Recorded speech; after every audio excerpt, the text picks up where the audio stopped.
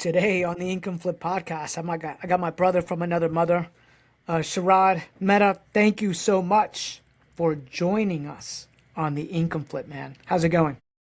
Good, Rob. Thank you so much for having me on the podcast, man. We've known each other for like 4 or 5 years, pre-COVID, right? Oh yeah, Pre-COVID, right? pre-COVID, Pre-COVID. Yeah, pre-COVID.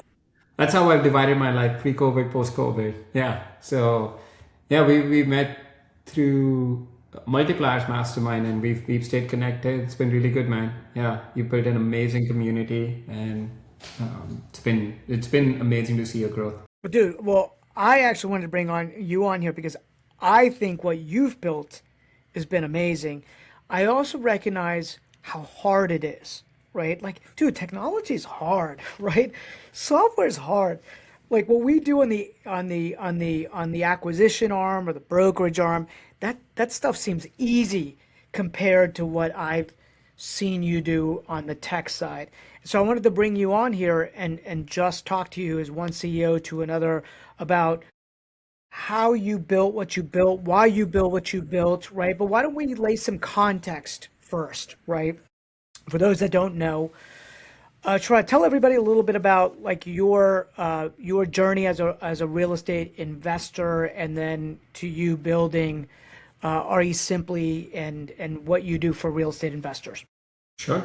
Yeah, so my name is Sharad. I live out here in Carlsbad, California, about 30, 45 minutes north of downtown San Diego.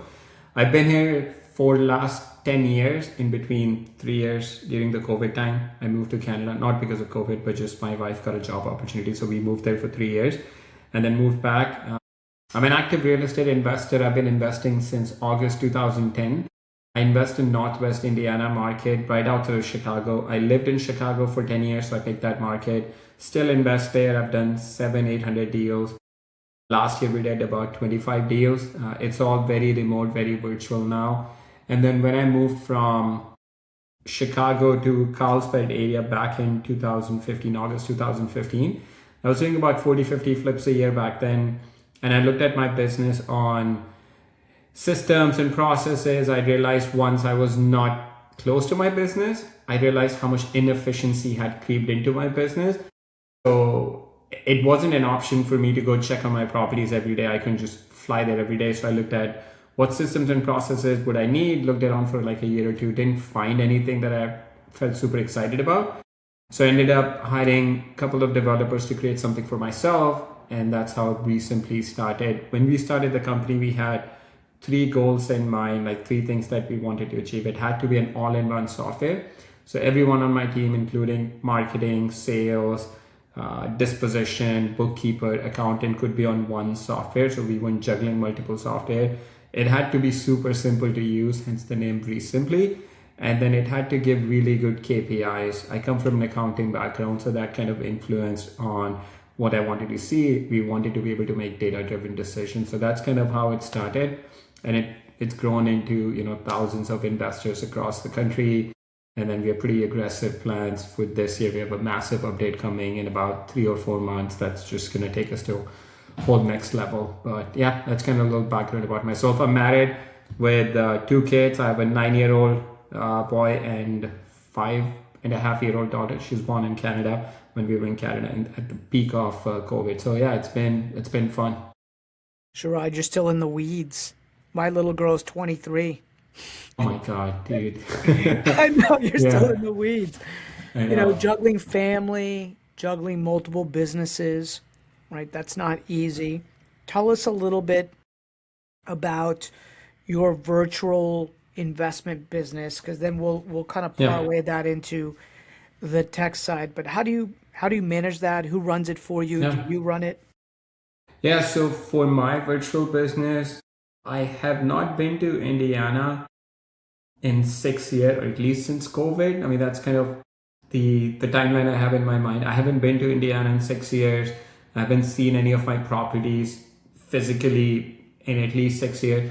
As far as my team is concerned, I live out here in Carlsbad, California. I have a project manager. She lives an hour and a half north of me in Corona, California. She's been with me pretty much since I moved from Chicago to Carlsbad. She's been with me, so about 10 years, a little over 10 years she's been with me. We have marketing slash lead manager slash business manager. He's out in Philippines, has been with me for a couple of years. He manages our marketing, our kind of acquisition dispo, and then we also have an acquisition manager in Indiana. So that's the only in-person local person that we have. Jasmine, she's been with us for about 9 months now, 8 9 months. That's kind of our business. I connect with the team once a week on Fridays just to see kind of what's going on. But I let Jay, who's in Philippines, Claudia, who's in California, and then Jasmine kind of run the business. As long as the numbers are making sense, I kind of get out of their way. I look at it from a very high level just to make sure that we're making money. Last year, we did 25 deals. I think our gross profit was about 700, and then the business. I mean, I guess I netted about 200,000 out of that without really spending. If I say I'm spending like 15-20 minutes a week, I'm just being very conservative with my time. So it's very hands-off business for me, and like a lot of deals that we have going on. I have a closing today that I have to, after this call, I have to go get the documents notarized. I didn't even know the address of the house until I got the closing document. So that's how separated I am from the business. I just look at kind of what marketing. We were talking right before the podcast started. It's a marketing business. So that's kind of what I focus on. What marketing are we spending money on? Are we getting a positive ROI? If we are, let's double down on it, cut back on anything that's not making us money. So I just look at it from a financial point of view and see what levers we need to move to make sure it's a profitable business. I love this conversation because it's gonna lead into the software side. But for anybody listening to this that is starting out, there's all these limiting beliefs that you've got to be there and you've got to be local and you've got to be the one doing it and you've got to be the one looking at the house. And what Sharad is talking about right now is running this like a real business where you're focused on certain KPIs. I'm sure you probably have your top three or four KPIs that you're paying attention to. Just out of curiosity, what are some of the things that you're looking at to know, okay, we're flying in the right direction? Yeah. I mean, the one is, if you just look at it from a marketing point of view, what's the ROI for every dollar that you put into marketing? How much money is coming back? Like, one thing that's really important is, it's a marketing business. So you got to look at, okay, if I'm doing direct mail, how much money am I putting in direct mail? You should be able to figure out how much money goes into direct mail. And then you should be able to figure out how much money that direct mail marketing is bringing back. It should not be at gross marketing level. You should be able to break it down by each marketing channel that you're doing. So that's something very important for me to look at. How much money are we spending on direct mail? And then we even break it down into separate campaigns. How much money are we spending on PPC? How much money are we spending on paper lead marketing channels? And how much money that's bringing into the business? Anything less than 3, either we are being inefficient with that marketing channel or that's not the right marketing channel for us to look at. Like 3 is, I would say absolute bare minimum would be 2.5. Or if you're spending $10,000, you want to see at least $25,000 comes back into the business. But ideally 30,000 or more, like 3x or more. 3 to 4, 5x is good. Anything over 5, just keep doubling down on that. Anything less than 3, see if there is anything broken in your business, anything inefficient, or you need to take that money away and put it into something that's giving you more than 3 or 4x into your business. And just for context, we do direct mail, PPC, PPL, and then we get some referral business also from agents.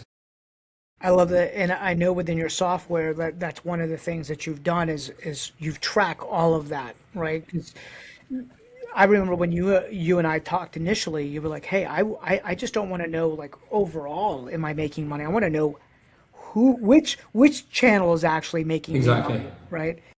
Which is so important, and it changes, right? One channel might do really well 1 year, and then some algorithm gets changed, and the next thing you know, 100%. like it's not working well. How quickly are you? Well, I know you're auditing it weekly, but how quickly are you making the decisions? Like, okay, we're not getting the ROI we want any longer. We're not getting our 3 to 1, so we're gonna switch, right? How do you make that decision in your head? So we'll either have some money set aside For example, if we're doing paper lead marketing channel, then we'll tell ourselves, okay, we're gonna give ourselves $10,000 for this marketing channel, this company, and see at the end of $10,000 did we get 3x or not. So that's one way to look at it. The other would be, which is probably the more accurate way to look at it, is you give yourself a timeline. But any marketing, that at the end of the day, we look at data across all different marketing. Every marketing channel works if you stick with it long enough. So the other would be, we want to stick with, if we're doing direct mail, for example, we want to stick with it for at least 6 months to see, okay, did it make sense or not? We just switched to a new PPC provider. Now, if we only look at it, hey, let's see how many leads we get in a month. Did we get deals from it? That's not a fair way to look at it. We want to give ourselves 6 months to see, how many leads did we get? How many deals did we get out of it? Did we get a positive ROI? So I would say 6 months is appropriate month for you to give to a marketing channel to see if it makes sense. But again, the caveat with that is you should not just do one direct mail campaign in 6 months and expect to make money. You want to be hitting the same list every every other month, or once a quarter, depending on the list that you have. So at least you want to touch the list 3 to 4 times if you're doing direct mail, just to see if it makes sense or not. If you're doing PPC, give it like 6 months. PPL you can do based on how much money you're spending on that specific channel. Sharad, this brings up an interesting not question, but things for people to think about. Sometimes people attend a seminar and they're like, oh, you need to do direct mail, or you need to drive for dollars, or you need to make phone calls. And you could generate leads, but if you don't understand how to convert those leads, that could be a problem, right? And how did you train your team? How do you continue to train your team on that conversion process, right? Because it sounds like you have one acquisition person who's in the Philippines. Is that correct? Jay is in Philippines. Jasmine is in Indiana. Indiana. Okay, so Jasmine's in Indiana. Okay. Right. Is Jasmine acting like the boots on the ground, or is she the one presenting the offers? She's the one presenting the offer. Okay. Yeah.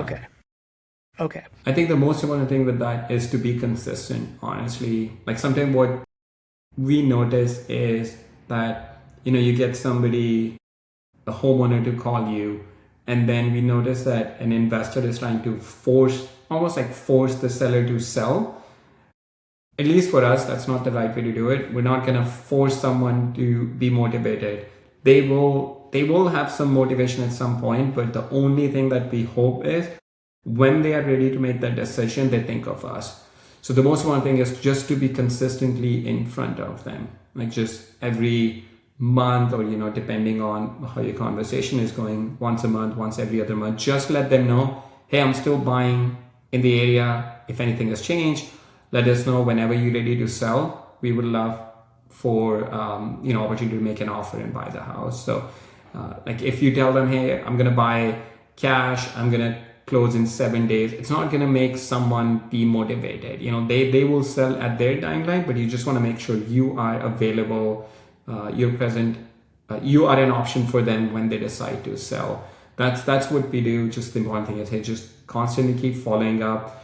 There's some deals that we've closed on that were in our pipeline for 4 or 5 years.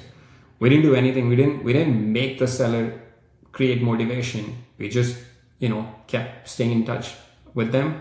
Either call them, text them whenever they're ready to sell. They gave us a call, and then we moved the conversation forward. How does REsimpli help you do that? How does REsimpli help your clients do that? Yeah, so one thing that, probably one of the most widely used features is the drip campaign. Most of the leads that you get in, either they're not super motivated, or they're asking for a price that doesn't make sense for you. They may ask $200,000 for a house that's only worth like $220,000, which, as an investor, it's not going to make sense. You may only want to pay $150,000. So what you want to do in that case is, there's a feature in drip campaign that's essentially going to keep texting and calling the seller, again, letting them know, hey, Mr. Seller, I know we talked a little while ago. Just want to see if you're ready to sell now, like some variation of this message it will automate that. It's going to keep texting, calling, emailing, keep sending them direct mail. Just letting the seller know that you are still in the market looking to buy a house, and when that seller situation changes, maybe, like for example, right now in Indiana, it's been super, super cold. So there may be some sellers saying, hey, I don't want to deal with this cold anymore. I just want to move down to Florida. I'm done. So you're going to have some sellers that say, hey, I know we had talked about the property. I wanted 200,000, but I'm ready to take 150. Can you do it now? That happens a lot. Or their roof starts leaking, their furnace isn't working, their AC isn't working. There's some, situation happens with their house that they cannot afford to fix, so they're just like tired, and then they'll reach out to you. So you want to stay in touch with them. You could do manually, but what REsimpli does, it like automates the entire process. You don't even have to think about it. It just keeps texting and calling, and then just you basically wait for them to call you back or text you back, and you pick up the conversation from there. Yeah, Sharad, what's so interesting is we consult a lot of real estate investors and a lot of real estate agents, and so many that are on this journey seem to repeat the same day over and over again because they don't understand the power of leveraging technology for communication or using a database in order to build an asset, because that's what it is, right? Like your CRM is is an asset for that business. It is a data bank, not a database. That's how I've always thought about it. The bigger that data bank is, the more emails that are going out, the more text messages that are going on. It's just this compounding effect that occurs. So the bigger the list, the more money you make. I'm always like, build a list, call the list, market to the list. That's that's what this business is about. That is, you're right. Just have a list, reach out to them, and then, wait for someone to reach back to you with the situation that they have. But what's so interesting is that your wiring, I'm going to say your wiring, okay, your wiring, because you were an accountant before, right? Does that make sense? Right. Yeah. So I would suspect in the disc profile, you were probably a high C, right? Systems oriented, process oriented. You understood the concept of like, okay, I need a system in order to build this thing. Many people that get into this business, sometimes they're high Ds, like they're just all action, but the systems aren't there, don't exist. So you need an operator, right? So everybody needs this. If you're a visionary driver, you need an operator, and if you're an operator, sometimes you need a driver, and sometimes you have the unique ability. Some people have both, right? Sound like you had both. Am I right in saying that? It's been, man, I don't even remember last time I took this test. I know I was low on the D, and I don't know what, I think maybe I was high on C or S.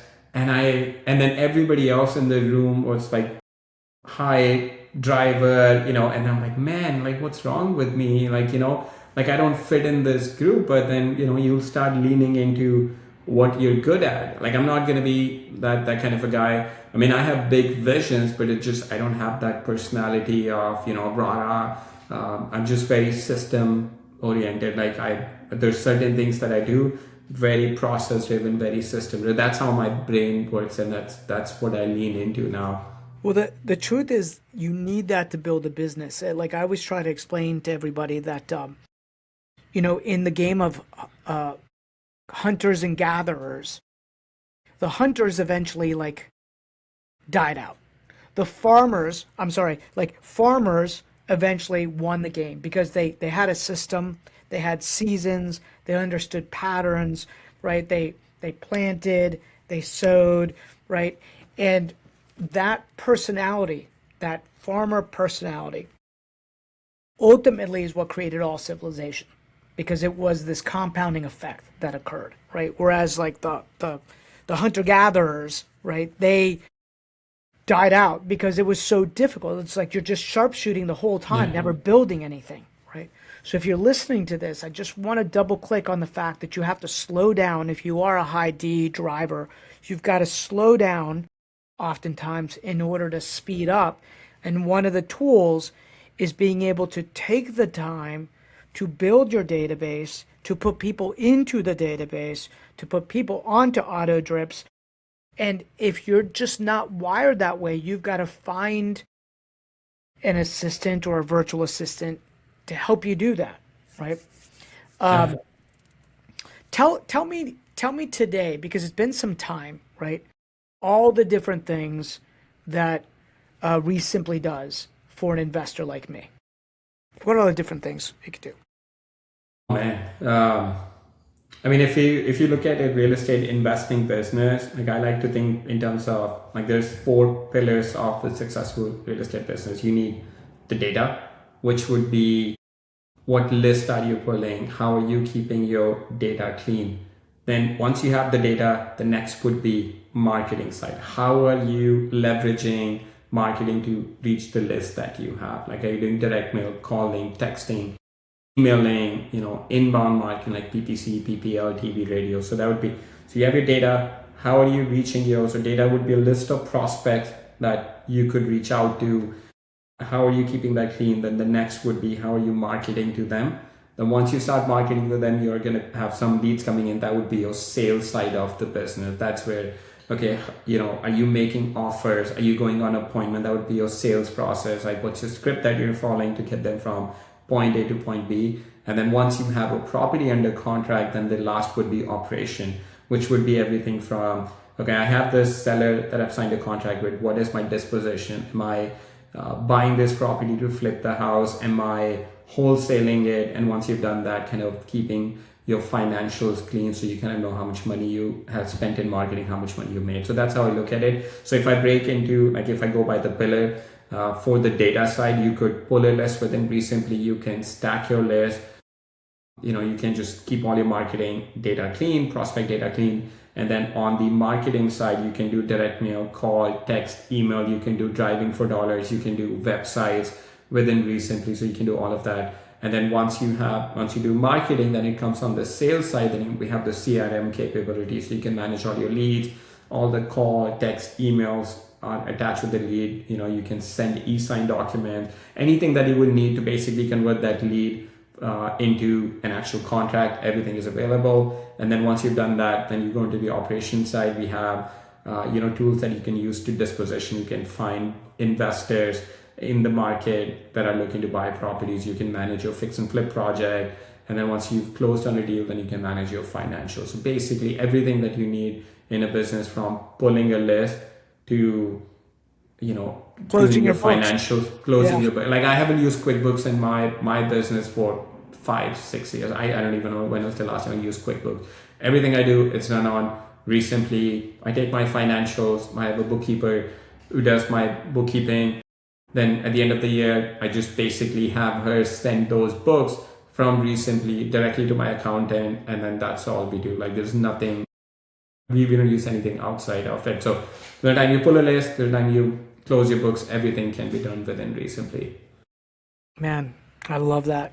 Right. Yeah. So the full ecosystem, the full eco suite, right, for a real estate investor. And you can manage, did you say you could also manage your assets in there? Are you doing any property management in there? Not property management. Not Not property property management. I own a property management company. We use a separate tool for that, for the property manager. So it's more for active investors. Yeah, I would say our ideal avatar is people that are doing marketing to buy off-market deals. So that's what I would say. We have some agents that are using our platform, but it's heavily real estate investors. The commonality across almost everyone that's using our platform is they're doing some direct-to-seller marketing. Yeah, they're going direct to the consumer, right? Yes, Finding off exactly. market properties. That's where we add the most value. If you're an investor buying a deal here and there from MLS, we're not going to be able to add as much value as we could if you were buying from direct to seller. Yeah, 20, 30, 40, 50, 100 plus properties, I mean, we have guys that are doing, starting out buying a couple of deals a year, but they're buying direct from seller. They know that, and they want to scale a business. Right. I think they want to that's scale the probably, business. Yes. I think that's probably the big one, is that they understand that this is a business, that this is a marketing business. Yeah, that's a good way to put it. Like, it's not a hobby for them that they're flipping on this side. It's like, okay, I'm starting out flipping a couple of properties, wholesaling a couple of properties, but I want to scale this business. That's where we would add the most value. What percentage, out of curiosity, are you assigning contracts or wholesaling versus fixing and flipping? Or are you doing, Uh, I personally, last year we pivoted a little bit more towards wholesaling or double closing on the deals, which I would still call it like wholesaling. Mhm. I would say last year it was more 50-50. Until 2024, we were very heavily doing flips. It was very heavily leaning into flips, and as the market started to change, we're okay with wholesaling and leaving a little bit money on the table. So we're leaning a little bit more towards wholesaling. I would say this year, ideally, we would want to do maybe 60 to 70% wholesale deals and 30-40% flips is what our goal would be for this year. Yeah. Our acquisition team is more like maybe 90-10, 90 wholesaling, 10% reno. Just the Yeah. cash conversion cycle is so much better. Oh man, it sucks. It absolutely sucks. Like there's so much money tied into these deals. That's the worst thing. I mean, I love to see a project that we bought, all the money that we put in and kind of, what it looks like on the other end. I love that. But just the cash cycle absolutely sucks. Yeah. So And people don't realize that when they get into fixing and flipping, that's a harder business to scale because not only are you a marketing business, but then you become a 100%. construction business, right? Property Yeah. management, project management, Project like management. skills have to go through the roof Yeah. at that point in time. And so if you're not great at that, you may want to reconsider and just stay in the marketing lane of the business. And so many of us learn that the hard way. Ask me how, right? Ask me how. Man, yeah, no, there are a couple of deals in our pipeline that we're gonna lose money on, but we bought them thinking that we're gonna make this much money. The market changes, but Yeah. we don't know what's gonna happen like 3, 4, 5 months down the road. But with a wholesale, you buy a deal, okay, you've locked this much profit, and then let the end investor kind of just deal with it. I mean, we have investors that are buying a lot of that we're selling to that are keeping them as rental. So that's a different ball game for them. But flipping, yeah, the cash cycle is the one that absolutely just makes me super Crushes, nervous. crushes. Yeah, Yeah, that yeah, was that was my lesson 20 years ago. I remember early in my career, my wife and I were doing about 30 renos a year. And I didn't have really, sure, I'm being transparent. Like I sucked at the financial game in the beginning. Like I just didn't have a sound grasp. I was like, I just thought, do more deals, make more money, right? And I yeah, remember having this conversation with my wife. I was like, yeah, I don't know if we're making money, losing money. Because as soon as like I would close a deal, and I knew we'd make money, I'm taking that cash to go buy another yeah, deal, right? yeah, It was just sucking all my cash out all the time. It wasn't until I said, okay, I really need to speed up the cash conversion cycle, and I started leaning more into the brokerage and the wholesaling side of the business. And I just realized that for my personality, I wasn't a developer, I wasn't a project manager yeah, personality. I was definitely more sales and marketing oriented. Since then, the accounting and finance side has become our superpower because we just yeah, that's the language of business, and you've got to learn it. yeah.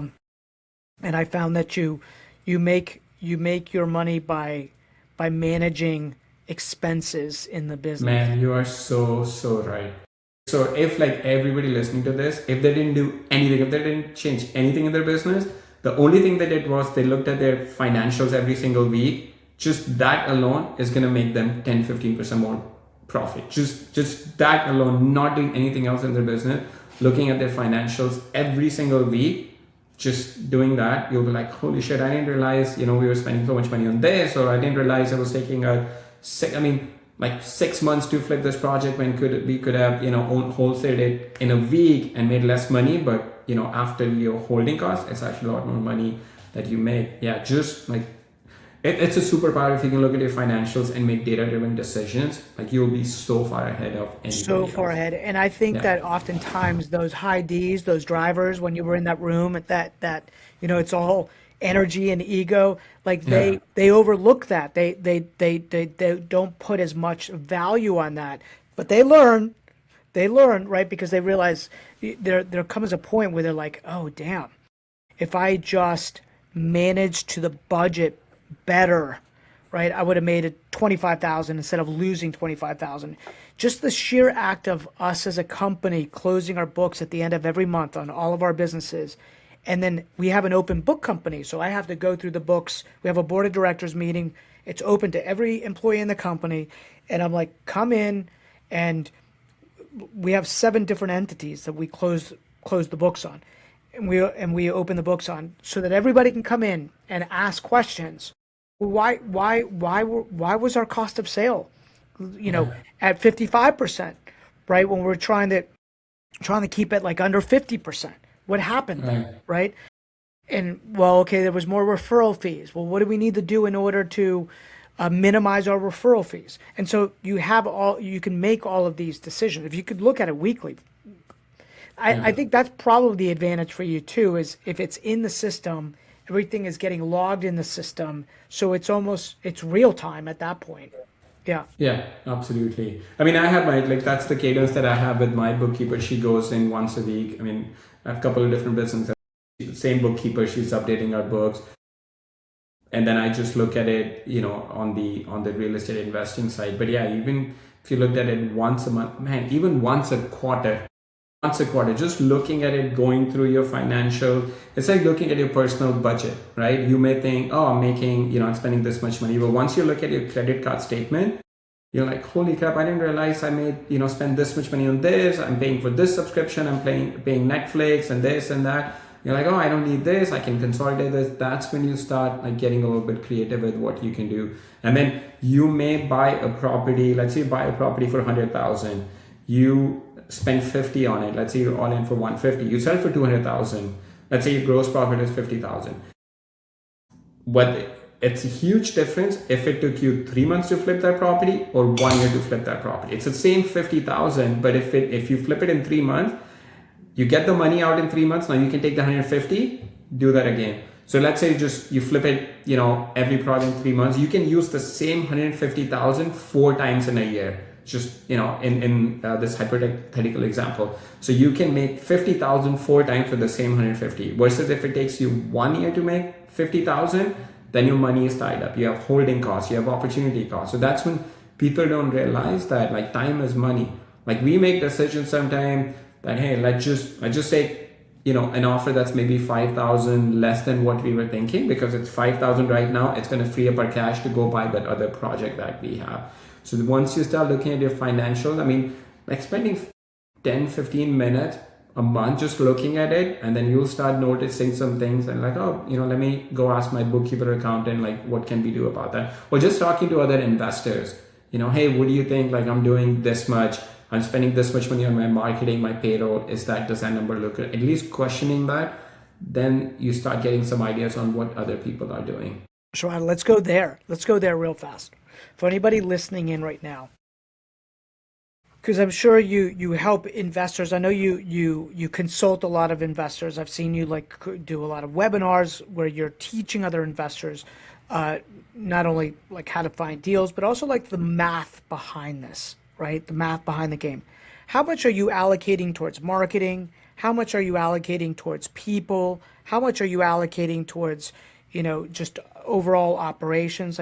How are you breaking up that P&L in your mind, just to give people direction on how to pay so the rest? A rough ballpark number would be, like I mentioned, you want to have at least 3x on your marketing, so which would be 33% goes towards marketing, and then another 25 to 30% goes towards your payroll. So just marketing and payroll alone would be 50-60% of your money coming in.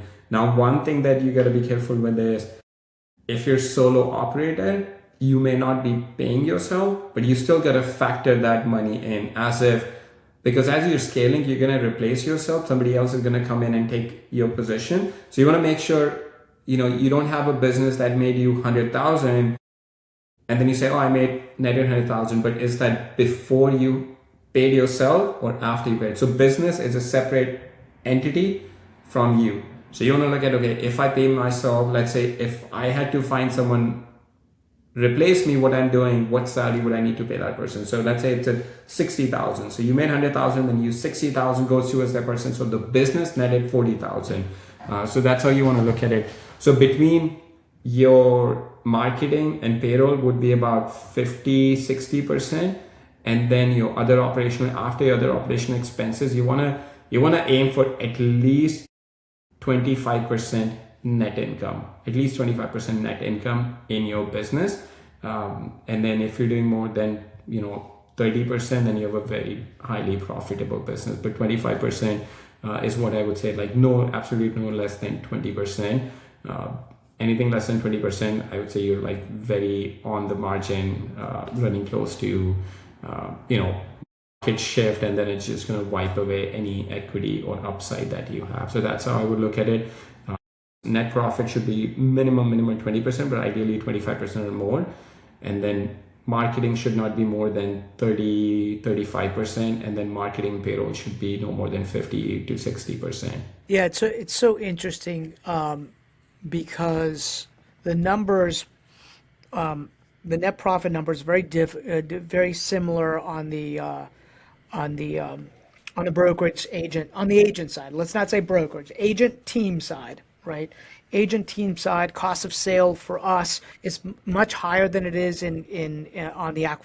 versus the acquisition side. It's 40%, right? 40%. So we've got 60% that's actually hitting our bank account. And from there, our expenses are, we try to keep our expenses around 25-30% total, right? Which includes our marketing budget, which would then, because remember how we talked about it's a heavier referral-based business, right? Yeah. So our margin normally is around, our target is 30. We're like 27, 28 with the different teams that we're running. I've got one team leader that's running at like a 37% profit margin, but he is ruthless with expenses, right? He is ruthless with expenses. And on the acquisition piece, for those that are hearing, our acquisition company, our cost of sale is driven down like considerably compared to that, meaning what we pay our acquisition specialist and our dispo person. And we pay commission. I don't know if you're paying a salary plus bonuses or commission. Okay. Yeah. So yeah, so that's a little, our model. We're 100% commission, right? So we have to be probably a little bit richer, right, in what we're paying somebody just because they are 100% commission versus salary. But salary is always the better. It's always the better play, right? I mean, I'm not actively involved in my business, so it gives me some security that, okay, these people have base, they feel comfortable, they're not going to jump on another position. So that is my, most of the people that I know are paying, either no base or very low base plus high on the commission side. But just given my involvement in the business, I feel comfortable paying someone a base. So they have a peace of mind, they have a security, and then I feel like, okay, these people are going to be with me for the long term. So that just works based on my situation with what I have going on. I love it. But the goal being a profit margin of 25-30%. Exactly. Yeah. If you can do that, then that's really good. And let's pivot real fast. Let's talk about the world of software and building software. Right. That seems so much harder, but there's so much more value creation if you do it successfully. Right. So what have been the biggest challenges of just, you were in this sales and service kind of business, now moving to software, and building software and the investment in software, right? To the entrepreneurs that are out there that are thinking maybe they want to get into the software game, beyond the advice of don't do it. Yeah. Right. I remember having the discussion with Leo Pareja, who, our CEO at EXP, and I wanted to build out a community software. And he's like, dude, it's so expensive. It's going to be way more expensive than you think. Yeah. You've been able to really balance that well. And I'm just curious what advice you give anybody out there that's thinking about building something. I think for one, especially like right now, like, when I started, it's like 7-8 years ago, we didn't have so much AI tools. But now, like, anybody can just be a software developer, can have a software company. But the question you got to ask is, are you actually solving a real problem that people have? Like, is there already a solution for it, and you're just creating this another solution just because you can? But is there an actual need for it? I think that's what I would say, we could have done a better job of when we started, as like doing more market research, like looking at, okay, what do the people really want? Like, what is the biggest pain point that it's gonna solve? What helped me was, I was in the business, so I was just creating it for myself. I thought, okay, if nobody else uses it, I'm going to use it. I find enough value in it.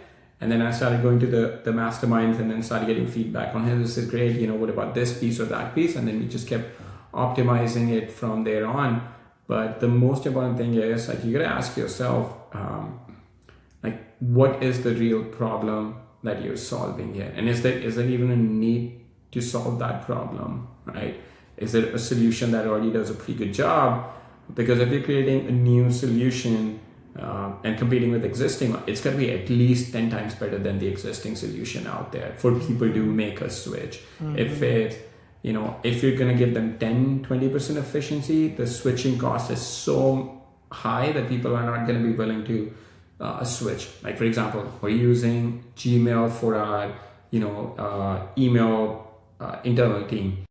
Now, if someone said, hey, switch to Outlook, and you'll get this, but that has to be at least 10 times better for us to do that. Like, it's going to add 10 times value for us to do that, for us to switch everything over, because the switching cost is so high. And like you mentioned, man, everything takes at least twice as long, costs at least 2 to 3 times more than what you initially thought. And then people are never going to be happy. Never going to be happy. It's always, if it's like, once you start that, it's just a work in progress forever. Like, it's never a finished product. Like, It's I never don't think, done. like, yeah, we have a pretty big update coming, like our biggest update coming in, early Q2. And that's the conversation I was having with my team. And my team just set a deadline for me. Hey, you got to give us the final requirement of what you need. And then I just sat back. I'm like, yeah, it's like, I'm trying to push everything that I can in the next update. Like, that's going to be our last update ever, but that's not the case. We're going to constantly be making updates. So like every day, every so often we're going to make updates. So just, it's never a finished product. There's always something going on that you're working on, and just people are never going to be happy with what you have. Yeah, Sharad, it's interesting because we run this real estate investment community called Grid, and my partner and I, and really she's been this, like, she's spearheaded Grid, and it's always been it was the tool that I used to generate leads for all of my businesses. So I was always monetizing it indirectly, right? People come into my room, I get to meet people, it builds my database, we do deals, I borrow capital, I lend capital, we do more, right? So it always fed me, but building it as its own standalone product, if you think about Right. it, right, is different, and it is a membership subscription where people, for the leader that's running that play, it's like a license, right? But it's membership. Licensing is like membership. For the leader that's running that play, our conversation's always been like, how do we make it stickier? How do we make it so people just never want to leave? It's like an absolute no-brainer that people would stay on the platform. But what we discovered is it's just the certain avatar really values it because they are wired that way, and they want to build, develop business through community, and not everybody does, right? Some people don't value that at all, right? But we value building our businesses by building our database through community and people and events, right? So we had to learn who our target and best avatar was, and those people then are sticky for years onto the Yeah. platform, and something would have to really be messed up. But we're always building new features into the platform. And I remember like a year ago, 2 years ago, she's like exhausted. And I was like, Jess, it's never going to be finished. You're sprinting as if there's a finish line, and there is no finish line. So we're going to have to just pace ourselves. This is a lifetime build, and we're just constantly just tweaking and improving. And as long as we love our avatar and want to serve that avatar as best as we can through our product, and we constantly listen to the market and we constantly improve, like it's a never ending thing. So It is. don't think it's ever finished, right? Yeah, 100%, 100%. Like it's never like you'll never get to a point like, okay, this is it. This is it. Nobody's gonna touch it anymore. This is the final product. It's never gonna happen. There's always something that can be done. I mean, depending on your personality, either you could thrive on that or you could really hate it. Yes. I personally enjoy it. That's just my personality. I enjoy those sort of things. Like, when I honestly started the company, it was very much that, hey, I'm going to start this, and this is gonna make me money. You don't realize how much money you have to spend. Like how much money you have to spend. Like it's super expensive to create something. But then over time, what happens is, you hire people, and then you see them get married, have kids, and then you see how what you're doing impact their life. Then you see investors that are using your product, or anybody that's using your product or service, you see how much value they're getting. And then you or at least I didn't think of it when I started, that how it would impact outside of me. People that are like my head of marketing, he has been with me, since he was like, I don't know, 18 or 19. He's gotten married in the time, he's had kids, he just bought a new place, and then you're like, holy crap, like somehow this company was part of it. And then now what I tell the company is, or like just at this point, what I tell the team is, we're doing this for the mission. Like I didn't think any of this when I started the company. It was like, man, I'm going to make money. I'm going to do this. I'm going to exit. But then once you get to a certain stage, I realized, holy crap. I mean, like you gotta just do it for the mission of the company. It becomes bigger than any individual. I tell the team that at any point they feel like I'm not the best person to lead the company, you gotta tell me, either I gotta improve or I gotta go find somebody else, because at this point the mission of the company is way bigger than any individual involved in the company. So and then you see the value that it's creating for the customers. You hear their stories on, hey, I made this much money, I left my job and I was W2 and I'm doing this full time. Like, man, holy crap, like this is something I created initially, and like I had the idea, and now how it's having such a positive impact. Like that, just like I get so much value from that.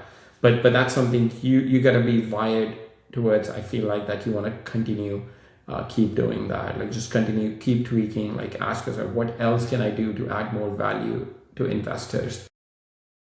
Yeah, you're describing what we call the 7 levels of freedom journey, right? There's this journey that I believe entrepreneurs like you and I go through, regardless of the uh, of the type of business, but it's the patterns are the same, right? Like you left something secure to the unknown. There was some faith there. You bet on yourself. There's sometimes some doubt that creeps in because you're like, oh shit, what did I just do? I got babies, I got mortgages, right? But you're betting on yourself, and then there comes a point where you have to make some level of income, right? Like predictable income. Like you could wholesale a deal or you can fix and flip one deal, but you've got to make that into a business, which means you now need to really learn sales and marketing. And we call that level 2, is like that sales and marketing game. Level 3 is when you have to grow up and say, okay, I got to become a business owner. I've got to make my business work harder than I do. I need to create leverage. I need to up my leadership skill set. And that's when you start really, when you kind of the initial conversation, Sharad, when you and I were talking about how so many solopreneurs take all the money out of their own business, so they starve the business. They can never scale the business because they starve it. You actually have to sometimes take a step backwards, in income, in order to hire leverage to go further. Just like you might have taken a step backwards first when you left that secure W-2 job and no money was coming in. to take a leap forward, you have to do the same thing as a business owner, right? You can't Yeah. suck all the money out of the business. And then you start getting to level four. It's about truly understanding investments, right? Understanding now that you understand how your business works, you start understanding investments. Level five, real leadership. Level six, scale. And level seven, which is what you're talking about, is impact, right? You realize that this business is no longer about you.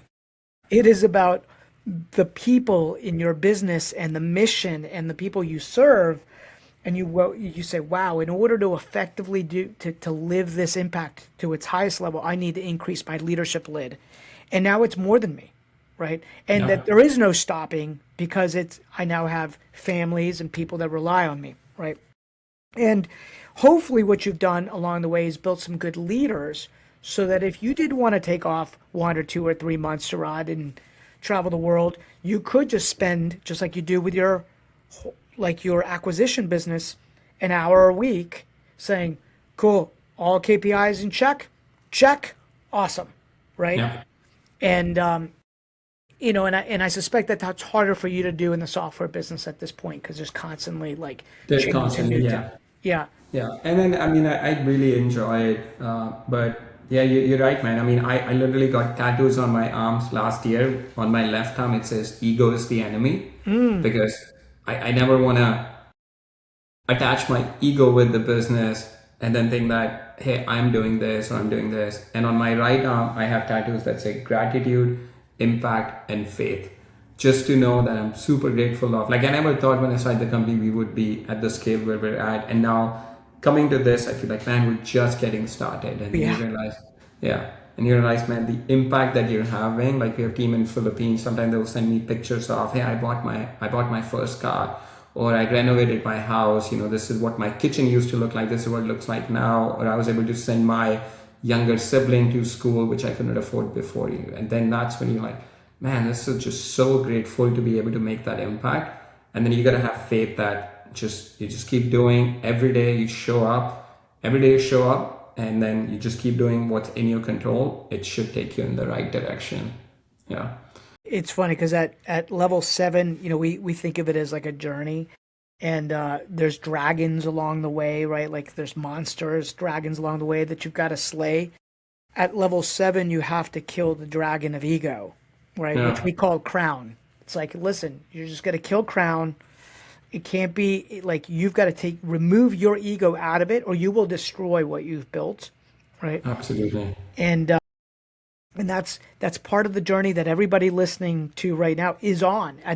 Just people are at different stages, and so to bring it full back, or like all the way back, REsimpli helps you actually build a real business, right? Like a real business, not I'm going to do a couple deals here and there. Like here is a real business, which by the way, impacts lives when you do it correctly and wins back your freedom. Because imagine just that, Sharad, that you didn't do the software business, right? Imagine you didn't do that. Man, what a great life. You make a couple $100,000 a year, right? Working 1 hour a week in that business because you understand the mechanics of that service-based business. Your dollar per hour is so profoundly high at that point, Yeah. right? Your dollar per hour. And that is possible in this game of real estate. For anybody listening right now, it is possible. This isn't rocket science. You're not building a CRM. You're not trying to get to the moon, right? You're not like, if you get good at the sales and marketing game and understand that it's a game of follow up and there's just KPIs that you follow in order to know whether you're on track or off track, you could build an incredible life, right? And Yeah. get the most important thing that I think exists out there, which is time, right? Time, Absolutely. right? There Time. is no there is no secret to this business. It's like there is no secret to losing weight. There's only two variables. You eat less and then you work out. Yeah, That's you do it. more. Like there's no like whether you go to F45, you go to Planet Fitness, you go to 24-hour fitness, that is the tool that you're using to work out.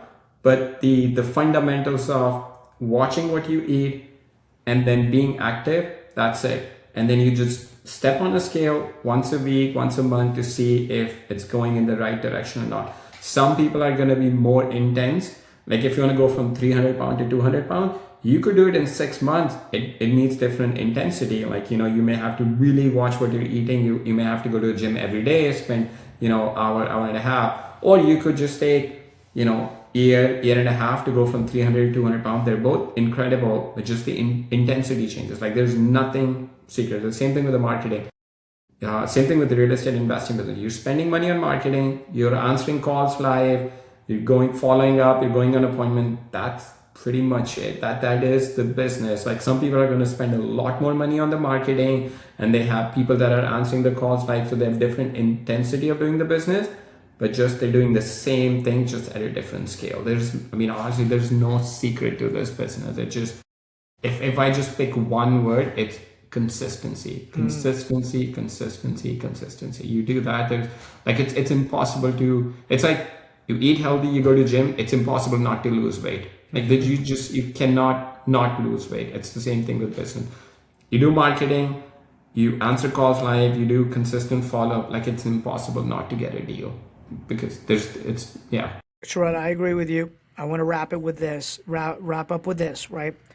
Why do you think so many people struggle with that very concept that you just outlined? Like what is the block? Why do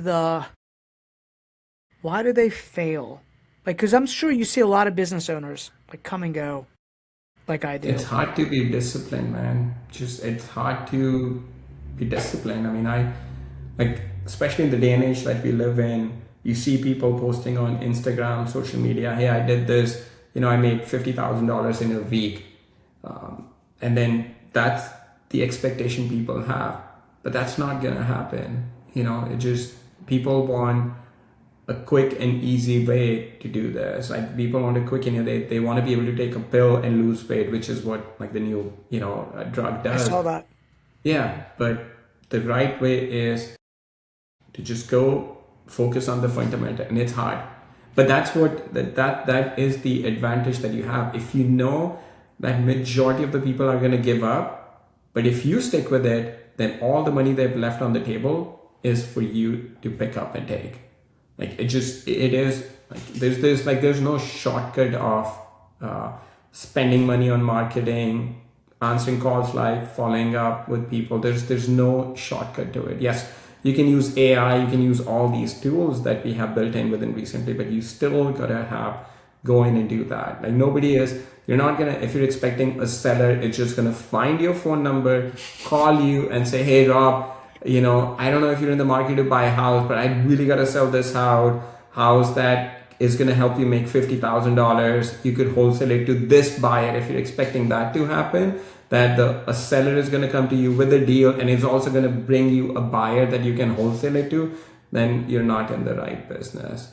But I think it's the social media. It sets the wrong expectations for you, where you expect it to happen overnight, in a week, in a month, but then that's not the kind of business that's in. It's going to take you some time, but you got to be consistent with it. Yeah, I 100% agree. Consistency is a superpower. Level 2 is, the dragon that you have to slay, we call flicker. It's the shiny object syndrome. Yeah. It's like, right? It's like, oh, wait a second. Like I see this person doing that marketing over there, so let me stop this thing that I just started. Yes. Right? Yes. Oh man, yeah. You That gotta happens kill so flicker much. and stay focused. And the analogy I try to give people is that, like, imagine there's a cup, and you take a marble and you put a marble in that cup and nothing happens, right? And then you put another marble in that cup and nothing happens. You put another marble in that cup and nothing happens. You put another marble in that cup and nothing happens. Eventually, you'll put a marble in that cup and it will just overflow. Like Yeah. the marble will spill over. And that's how lead generation works. That's how deal works, right? You've got to fill the cup with all these marbles, and you'll have so many that as soon as you place that one marble on, it will overflow. But the bottom of the cup and the top of the cup is what I call faith. You have to have faith that that one marketing activity is going to work. And so many people quit right here or right here, right? Because they see somebody else doing something else, so they reinvent and they get a new cup and they start putting new marbles in, That's and they such a got good like analogy. 17 cups with just few marbles in all of them, Yeah. right? Yeah. That's such a good analogy. If you took all those marbles and put it in one cup, man, that's going to make you so much money. Make you Yeah. so much money. Yeah. With that, Sharad, thank you so much for joining us on the Income Flip podcast. Always a pleasure to have you, my brother. If anybody wants to reach out to you, what's the best way? It's Sharad at REsimpli.com. Just the email. I'm not on any social media, or I'm not active on any social media, Love so it. email would be the best way. Stays focused. There we go. Yeah. Focus is a Yeah. superpower. Okay, man. Absolutely. Thanks so much. Thank you, man. Catching Thanks up. for having me. Sure Thanks. thing.